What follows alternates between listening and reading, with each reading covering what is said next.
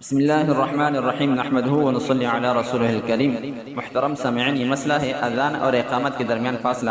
تو صورت مسئلہ یہ ہے کہ مغرب کی نماز کے علاوہ باقی 4 وقتوں کی نمازوں میں اذان اور اقامت کے درمیان اتنا فاصلہ کرنا مستحب ہے کہ کھانا کھانے والا کھا پی کر فارغ ہو جائے اور قضاء حاجت کرنے والا اپنی ضروریات پوری کر کے فارغ ہو جائے، لیکن مغرب کا وقت ہوتے ہی مغرب کی نماز پڑھنا مستحب ہے۔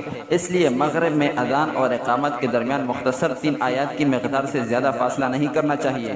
اور مؤذن کی فضیلت کے بارے میں جو حدیث میں آتا ہے تو سیدنا حضرت ابوبکر صدیق رضی اللہ تعالیٰ عنہ نے فرمایا کہ الاذان شعار الایمان، اذان ایمان کی شعار ہے، اذان ایمان کے نمایاں علامات میں سے ایک ہے۔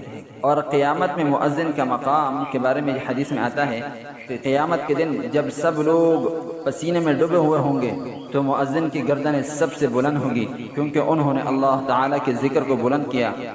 اور گواہی کے بارے میں احادیث میں آتا ہے کہ جن اور انس اور ہر وہ شے جس نے اذان سنی ہے مؤذن کے حق میں قیامت کے دن گواہی دے گی۔ اور جہنم سے خلاصی کے بارے میں جو حدیث شریف میں آتا ہے کہ جو شخص ثواب کی نیت سے 7 سال تک اذان دے تو اللہ تعالیٰ اس کے لیے جہنم سے نجات لکھ دیتے ہیں۔ یہ ترمذی اور ابن ماجہ کی روایات کے مطابق۔